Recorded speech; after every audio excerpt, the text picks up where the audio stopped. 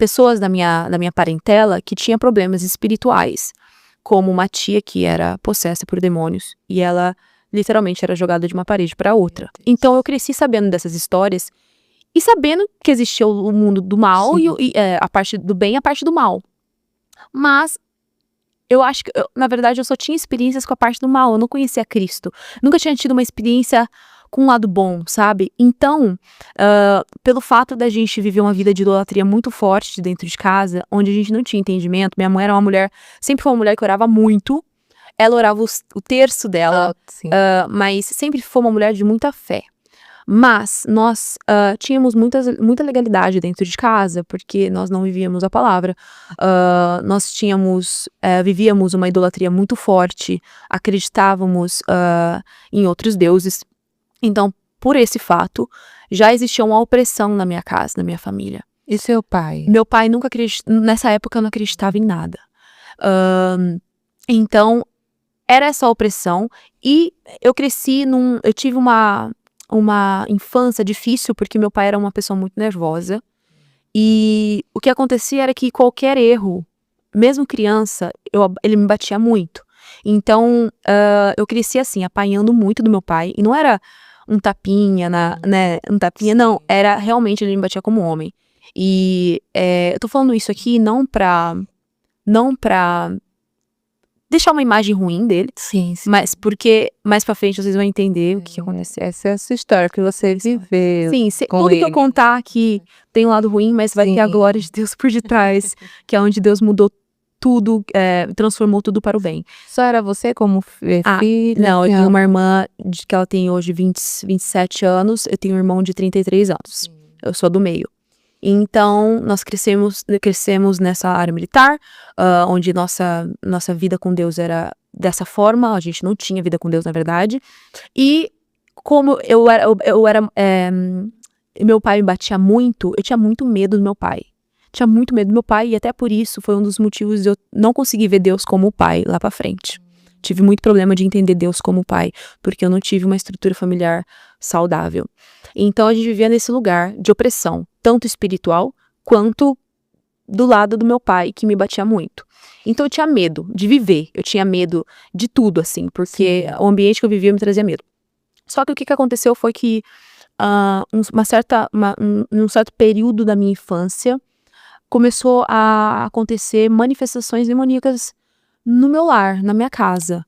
A casa que eu morava já era uma casa que me trazia medo, era uma casa que tinha muita opressão, mas a gente não entendia o que era isso, não sabia lutar contra isso.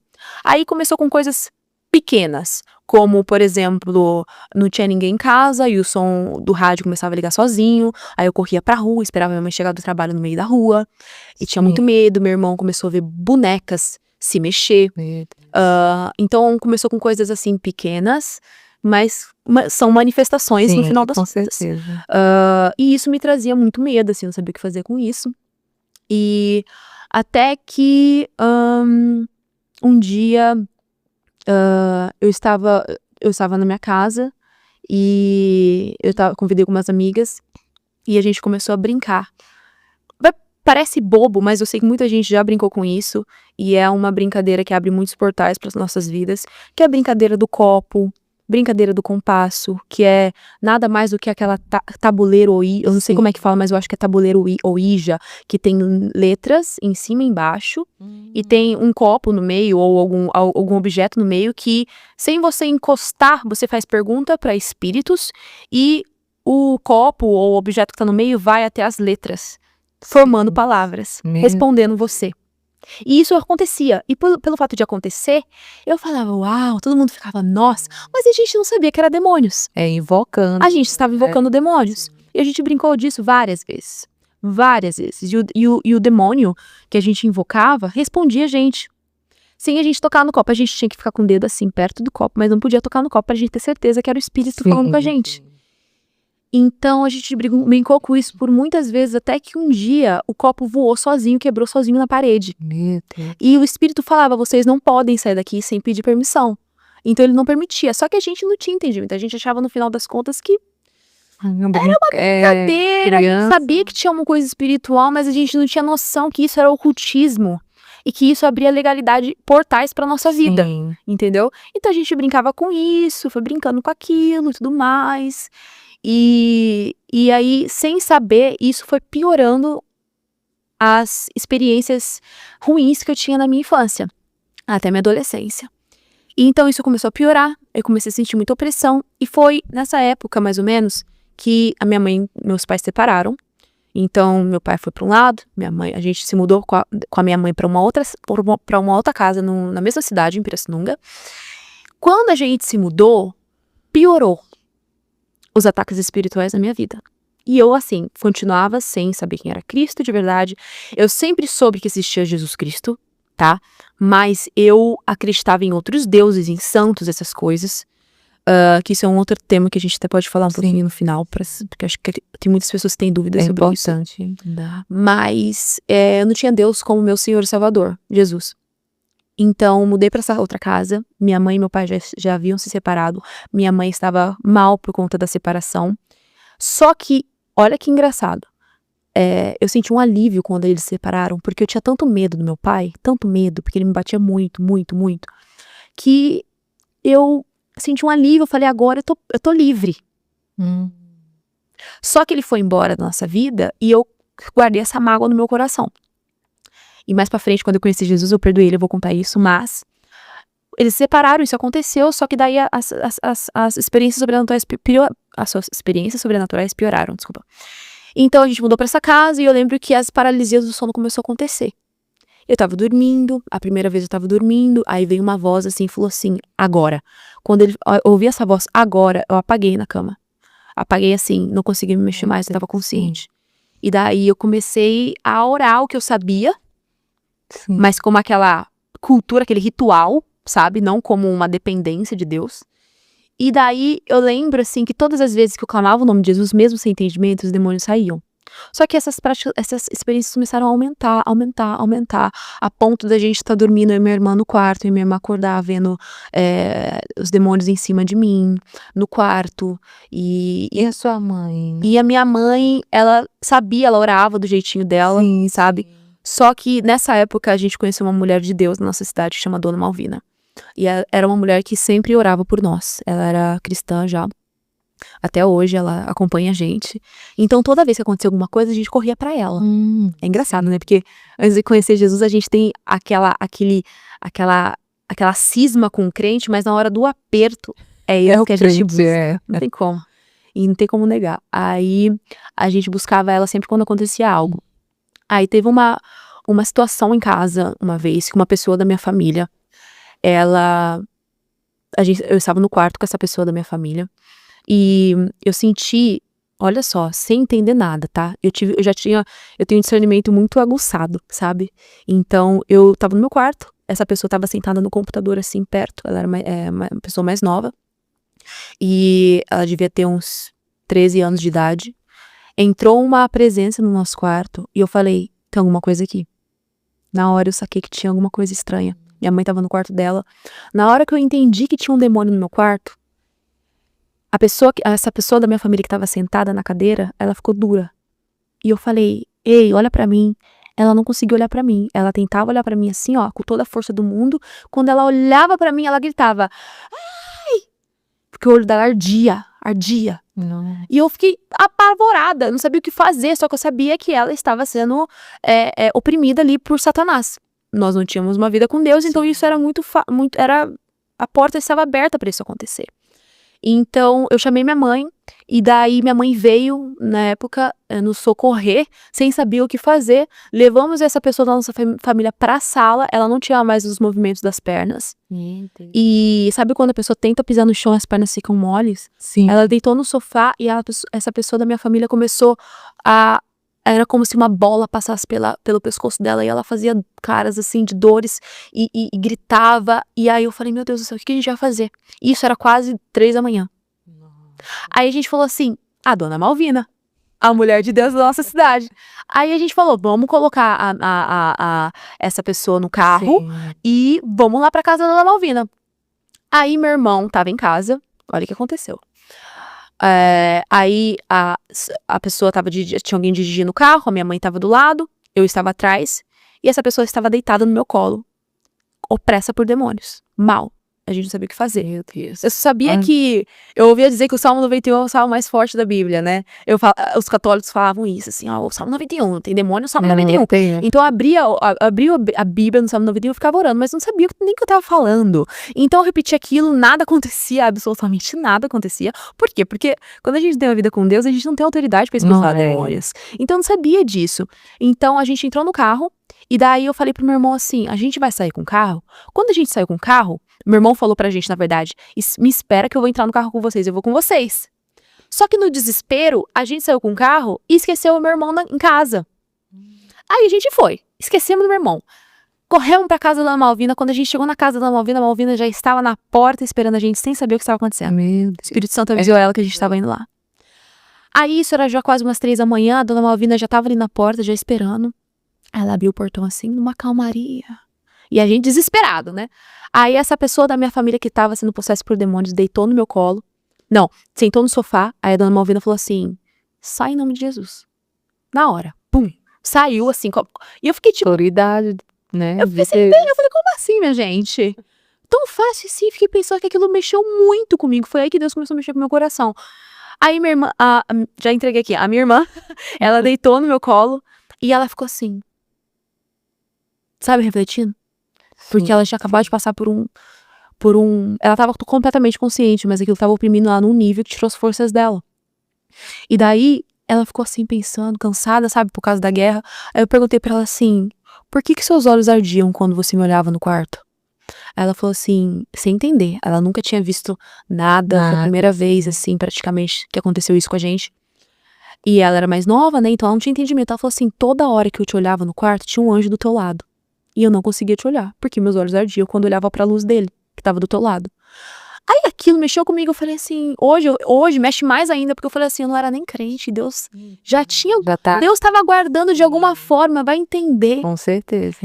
Então aquilo mexeu comigo, só sei que daí, quando a gente voltou pra casa, tava tudo bem já, voltamos pra casa, quando a gente entrou na rua de casa, meu irmão estava no meio da rua esperando a gente. Meu irmão é tipo índio, assim, sabe? Ele tava pálido. Aí a gente perguntou o que foi, ele tava chorando, ele falou assim, por que vocês me deixaram aqui? Aí eu falei, por quê? Ele falou assim, que na hora que a gente deixou ele, e a gente entrou em casa, ele entrou em casa sozinho, e quando você entra assim na sala de casa, tem um corredor comprido. Ele falou assim, e meu irmão nunca tinha visto dessa forma. Quando ele entrou na sala de casa, que ele olhou pro final do corredor, tinha um demônio, sem pé, mas comprido até a parede assim. E nessa época nós éramos católicos ainda, a gente acendia velas para santos. E tinha uma vela na sala de casa. E o demônio começou a flutuar vindo na direção do meu irmão. Enquanto ele fazia isso, o fogo da vela subia. O demônio vinha e o fogo da vela subia assim, ó. Aí meu irmão ficou duro, em choque, saiu correndo pra rua e esperou a gente lá. Na hora que a minha irmã estava sendo liberta, o mesmo demônio que estava oprimindo apareceu pra ele. Meu Deus. Só sei que a gente ficou com medo tão absurdo depois disso, que a gente dormiu por uns 2, 3 meses na sala com luz acesa, todo mundo junto. Com muito medo. E nesse tempo, como na minha cabeça o Salmos 91 era o mais forte da Bíblia, se eu decorar ele, é tipo, né, uma reza, na minha cabeça católica, é uma reza, então vai funcionar, eu decorei o Salmos 91. Até hoje eu tenho decorado na minha cabeça por causa dessa época. Sim. E a irmã que expulsou o demônio, né, lá, da menina, né? Sim. Que você já entregou. Ela falava de Jesus pra você. Então ela era bem simples, sabe aquelas pessoas bem simples? Então ela falava do jeitinho dela, mas ela eu não tenho a lembrança dela falar, vem pro evangelho, vamos mudar de vida, ou pregar, sabe? Falar assim, você quer aceitar Jesus? Se isso aconteceu, eu não lembro. Então era tão simples, ela era tão assim. Eu acho que a Deus sempre deu discernimento pra ela, na verdade, de ir com calma. Porque ela é uma mulher de Deus, assim. Então, hoje, eu levei meu marido pra conhecer ela semana passada agora, porque ela não conhecia. Ela falou, nossa, olha o que Deus fez na sua vida. Aí ela lembra de tudo que ela veio nos ajudando todos esses anos. E então eu vejo assim que Deus deu pra ela essa tática. Mostrar quem era ele, falar assim o básico, mas não forçar. Porque eu, do jeito que eu era, eu não teria ido pro evangelho, não teria conhecido a Cristo do jeito que eu conheci, se alguém tivesse forçado. A minha conversão foi muito natural, eu vou contar, natural. Ninguém entregou pra mim. Então, assim, após esse acontecimento, algo no meu coração começou a acontecer. De que, tipo assim, o mundo espiritual existe. De fato, é algo muito sério. Com E eu certeza. preciso entender o que tá acontecendo, porque eu não sabia lutar. Então, esses problemas espirituais continuaram a acontecer. A minha irmã logo depois se converteu, bem antes que eu. Hoje ela é uma mulher de Deus, assim, pentecostal, cabelo comprido, saia até o pé, assim, casada com homem de Deus, levita na casa do Senhor. E ela aceitou Jesus depois desse Depois que acontecimento ou uns- demorou um pouco mais? Eu acho que, eu não lembro exatamente quanto tempo, mas eu acredito que uns 2, 3 anos depois desse Mas acontecimento. aconteceu mais alguma coisa depois disso? ou não? Aconteceu, assim, muitas guerras, assim. Ela Mas tinha com você ou com ela? com nós duas. Ela tem a visão aberta mesmo, de te ver. Eu não sei como tá agora, mas nessa época ela via, assim, o mundo espiritual como eu tô te vendo. Então, era assim, quase todas as noites ela acordava vendo algo e gritava. Eu gritava junto e eu não sabia o que fazer, era uma loucura, assim. Então, hoje, assim, Deus usa muito ela. Hoje em dia, Deus usa muito ela, assim, quando tá acontecendo alguma coisa errada no mundo espiritual, quando o diabo tá tentando se levantar de alguma forma, Deus revela pra ela na hora e a gente já começa a orar, então ela tem um discernimento muito apurado. Deus usa muito ela na libertação também hoje em dia. Então, assim, só que logo depois disso, eu mudei pra São Paulo. Então, a minha irmã converteu quando eu estava em São Paulo. Então, eu não vi exatamente como a transição dela pra conversão. Da minha cabeça foi muito natural também, porque minha mãe, logo depois ela começou a ir na Igreja Deus e Amor. Sua mãe? Minha mãe. Oh. E minha mãe e ela converteram quase juntas, assim, uns 2 anos antes que eu. Então, elas começaram a ir na igreja, e eu ia às vezes na Igreja Deus e Amor. Mas ia assim, porque eu sabia que o pessoal fazia revelação lá. Eu não entendi essa coisa de revelação. Deus te falou, Deus está me mostrando isso. Eu não entendi. Então, Sim. eu gostava de ir lá porque eu falava, nossa, eles vão falar alguma coisa da minha vida. Na minha cabeça era tipo cartomante, sabe? Eu não entendia Entendi. que Deus podia usar alguém. Então, eu achava legal ir. Então, eu ia às vezes, e Deus revelava as coisas assim. Eu falava, caramba. Eu gostava dessas coisas, mas eu não tinha entendimento nenhum ainda. Zero. Eu brincava com Deus. Você tinha quantos anos mais? Eu devia ter uns 19, 20 nessa época. Já era E daí, jovem. já era mais jovem. Aí eu comecei a trabalhar com dança, comecei a trabalhar com dança em Pirassununga. Dançava em bandas, em grupos de dança. E daí, quando eu tinha mais ou menos 19 para 20 anos, eu fiz um teste no programa do Gugu, na época, que era na Record. Sim. E eu passei. E eu fui pra São Paulo, morar em São Paulo. Então, eu comecei a trabalhar com TV em São Paulo, quando eu tinha uns 20 anos, 19 para 20 anos. E aí foi onde eu comecei a me perder mais. Além dessas guerras espirituais que eu tinha, eu entrei numa vida de pecado muito profundo. O que aconteceu? Meus amigos eles eram a maioria pessoas que frequentavam festas eletrônicas. Então, eu tava junto com eles, e as pessoas normalmente que frequentam festas eletrônicas, não todas, mas muitas, usam droga pra conseguir aguentar as festas que duram dias. Nossa, Horas. meu Deus. Então eu comecei a experimentar as drogas e tudo mais, tudo que você puder imaginar. Até que um dia, e bebida também. Só que eu não era viciada, mas como eu saía de domingo a domingo pra festa, eu usava todos os dias. E aí eu tinha uma dependência bem forte da maconha. E do cigarro também. Tudo começou a entrar na minha vida. E aí eu morava numa casa que era cheia de modelos. E as meninas também usavam muito droga, usavam maconha. Então era um ambiente que você vive Esse meio como fala, artístico, né? Sim, esse meio artístico. Usa muita Tem muita proposta. droga. Então o ambiente me influenciou demais. Só que daí, isso começou a acontecer. Já morava nessa casa de modelos em São Paulo. Fiquei 1 ano do Gugu e depois fiquei 3 anos dançando pro cantor latino, as Latinettes, na época que chamava as Latinettes. E assim, trabalhava normal, era um trabalho ok, tava no mundão, perdida. Então, esses trabalhos, assim, eram trabalhos, teoricamente, assim, que me ajudaram muito, não posso reclamar. Se não fosse isso, eu não conseguiria sobreviver em São Paulo. Você viajava muito? Viajava Pra Brasil ser inteiro. dançarina Sim. do latino, você via. A gente fazia show pelo mundo Show, inteiro, né? pelo Brasil Isso. inteiro, pelo Brasil inteiro. Meu Deus. Só que daí, uma vez eu fui numa festa eletrônica e usei muita droga. E aí foi onde eu acredito que o meu chamado começou assim. Deus permitiu isso para que eu acordasse um pouco pra vida. Fui pra uma festa, usei tudo que eu podia e não podia usar. Eu fui parar no hospital. E nesse dia eu quase morri. Meu coração, Deus. eu quase tive um ataque do coração. Meus amigos me levaram pro hospital. E eu lembro que quando eu comecei a me sentir mal no meu quarto, eu comecei a ver vultos pelo quarto. E eu falei, vou morrer, vou morrer, vou morrer. E eu já sabia, eu sempre tive entendimento de céu e inferno.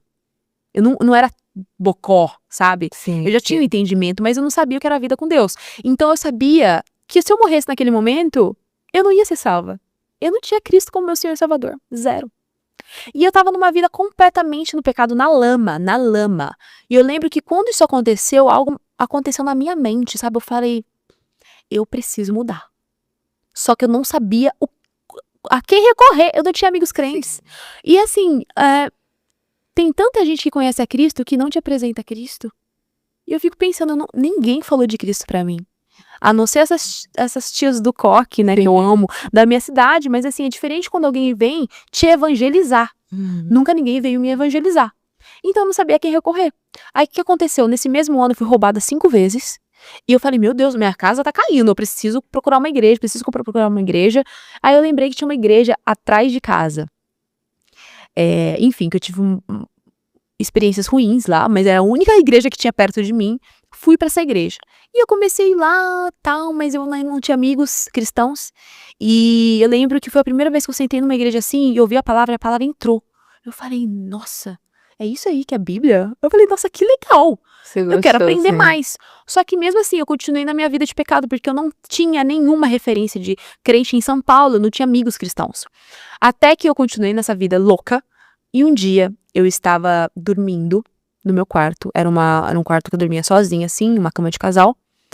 Era nesse apartamento opressivo de modelos, que eram pessoas que se converteram, a maioria se converteu, graças a Deus, mas nessa época, um apartamento com muita opressão. Eu tava dormindo, e por conta do medo das experiências que eu tinha com demônios, eu dormia sempre com uma luz acesa no meu quarto. Eu não dormia com luz apagada de jeito nenhum, porque era dormir com a luz apagada que piorava. Eles vinham, os demônios me paralisavam. Ainda, não parava, era quase todo dia. Era quase todos os dias, eles me paralisavam. E aí eu não conseguia me mexer, aí eles começavam a andar em volta de mim e falava. E enfim, vou contar outras experiências aqui, mas isso não parava, sabe? E aí eu tava dormindo nesse dia, e como eu só tinha tido experiência com o lado do mal, eu não sabia o que era ter experiência com Deus. Então eu dormia com luz acesa, então qualquer coisa diferente que acontecia no meu quarto, na hora eu falava, de novo.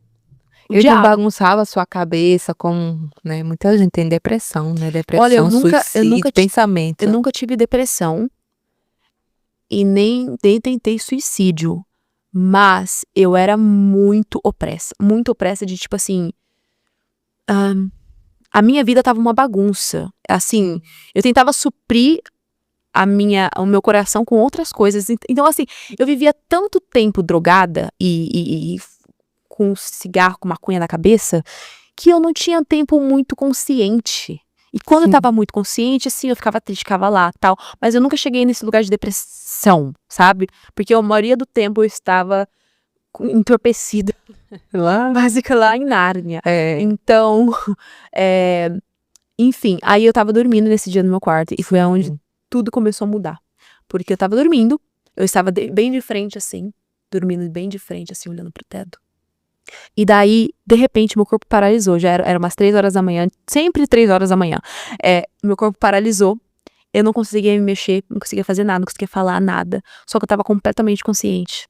E daí, sabe quando você tá olhando pro teto? Se alguém passar aqui, você consegue ver a sombra da pessoa, sabe? Sim, sim. Eu tava assim, e aí eu vi alguém entrando no meu quarto, sem abrir a porta. Aí eu falei, meu Deus, agora eu tô lascada mesmo. Porque eu falei, agora piorou. Né? Eu pensei, mais uma opressão demoníaca. Porque eu vi alguém entrando, só que eu tava com medo de olhar. Só que eu não queria olhar, mas eu vi a sombra passando e parando no pé da minha cama. Só que daí, quando essa pessoa entrou, a atmosfera do meu quarto mudou. Ficou densa. Mas uma atmosfera tão diferente do que eu tava acostumada, que eu decidi olhar pro meu pé. Não, então, eu decidi olhar pro meu pé. Quando eu olhei pro meu pé, era Jesus parado no pezinho da minha cama. Aí eu falei... A sensação não era ruim, era boa. A atmosfera mudou, a presença de Deus ali no quarto. Por isso que eu tô falando, eu não conhecia essa presença densa da presença de Deus. Porque Deus, ele é onipresente, ele tá em todos os lugares o tempo todo. Sim. Mas é diferente da presença manifesta de Deus. A presença manifesta de Deus, a gente é meio que palpável. A gente consegue sentir, é como se ele realmente visitasse a gente. Ele está visitando, Sim, mas sim. é uma experiência onde você sabe que ele tá ali, é um temor absurdo. Tanto é que depois que vou contar como é que foi a experiência, mas quando acabou a experiência, ele foi embora do meu quarto, a presença dele permaneceu ali por horas. É. Fica ali. Sim. É uma coisa densa, é uma coisa sobrenatural, sobre o natural. Então, como eu não conhecia o que era uma experiência com Cristo, eu só conhecia como eram experiências com demônios, quando ele entrou, eu não sabia discernir o que era. Então, Sim. quando eu decidi olhar pro pé e eu vi que era Jesus ali, eu sabia que era ele, ponto. Tipo, como se... Era ele. Ele tava paradinho assim no pé da minha cama, ele tava vestido com uma roupa branca, com um manto bege atravessado, o cabelo meio assim. E olha que interessante, eu vi ele perfeitamente. E ele fez assim pra mim, ele apontou o dedo pra mim assim, com tanto amor. Foi um confronto misturado com amor, uma coisa assim... Você vê na Bíblia, Jesus ele confrontava as pessoas simplesmente mudavam de vida. Sim. Sem resmungar. Porque era um confronto carregado de amor, de misericórdia, de compaixão. E foi assim que ele fez assim pra mostrar assim, ó, estou te confrontando. Mas as palavras dele, ele falou assim pra mim, para de beber, para de fumar, para de fazer isso. E foi falando tudo que eu precisava parar. Tudo, tudo, tudo. E eu, como tava paralisada, não conseguia me mexer, porque eu tava apavorada, querendo ou não, é Cristo, entendeu? Você não tá acostumado a ver Cristo assim? Então eu fiquei apavorada, fiquei olhando pra ele, e ele permitiu eu estar paralisada pra que eu, senão eu acho que eu não sei o que eu ia fazer. Eu acho que você ia correndo, eu não sei. Então foi necessário. E eu fiquei ouvindo, ele falava comigo tudo que eu precisava ouvir, tudo que eu precisava parar de fazer. E quando ele terminou de falar, ele simplesmente deixou meu quarto, sem abrir a porta. Quando ele saiu, meu corpo voltou, sentei na cama, eu fiquei assim, o que acabou de acontecer aqui? E a atmosfera do meu quarto era tão densa da presença dele, era uma atmosfera que eu podia pegar a presença de Deus na minha mão, assim, que ficou por horas, eu fiquei inspirando aquela presença ali, sabe? Eu falei, o que é isso? É uma coisa assim, indescritível. Só que olha que engraçado, quando ele saiu, quando eu tento lembrar do rosto dele, de todos os detalhes do rosto dele, eu lembro como se fosse um espelho embaçado depois que a gente toma banho. Eu não consigo lembrar dos detalhes. Não lembrar, sim. Mas eu lembro de tudo o resto. Sim. Eu lembro de tudo o resto. Mas eu sei que quando ele apareceu, eu vi a face dele. Mas quando ele saiu, é como se ele falasse assim, minha filha, vamos lá, eu apareci pra você, mas calma lá, né? É meu rosto, né? Eu sou santo. E você ainda precisa se santificar. Eu tava numa vida de pecado ainda. Então eu não posso lembrar do rosto dele hoje. Mas eu sei que eu vi, ele apareceu pra mim, eu ouvi a voz dele, ele falou comigo. E aí quando ele deixou meu quarto, eu falei, meu Deus do céu, eu preciso fazer alguma coisa com isso. Aí eu comecei a orar mais. Não sabia o que era orar, falava rezar, né? Eu saía a rezar. Comecei a falar, ter mais contato com as tias do coque do meu coração. Tem algumas, assim, específico que sempre me acompanharam. Então, passado umas semanas, a menina que morava comigo, que nem é crente hoje em dia, conhecia o meu primeiro pastor em São Paulo. E me falou assim, vai ter uma célula de oração lá numa cidade, a gente vai pra lá de você, quer ir? Eu falei, que é célula? Tem Deus, vamos, porque eu precisava me libertar. Eu falei, vamos. Aí fui. Aí foi a primeira vez, assim, que Deus usou uma pessoa pra, assim, fez o raio-x da minha vida, assim, orou. Onde Deus que mostrou você tava? tudo. Em São Paulo? Tava em São Paulo. E a gente foi pro interior Sim. pra essa célula. E daí, nessa célula, Deus usou uma pessoa pra orar por mim. E Deus mostrou a minha vida inteira pra essa pessoa. E aí o temor foi crescendo dentro de mim, né? Eu falei, caramba, Deus me conhece. E eu precisava mudar. Eu tava ainda na vida de pecado. Sim. Eu não sabia o que fazer com isso. Eu não sabia o caminho. Então, descobri que esse meu primeiro pastor, que ficou comigo 5 anos, morava na minha rua. E a gente começou uma reunião de oração na casa dele, na sala da casa dele. Sim. E um detalhe, uns 2 meses antes disso acontecer, 2 meses, eu tinha feito teste pra entrar no Balé do Faustão. Então, quando eu me converti e isso tudo aconteceu, eu estava esperando o resultado para saber se eu tinha virado bailarina do Faustão ou não. Eu não tinha me tornado ainda, mas eu tinha feito o teste.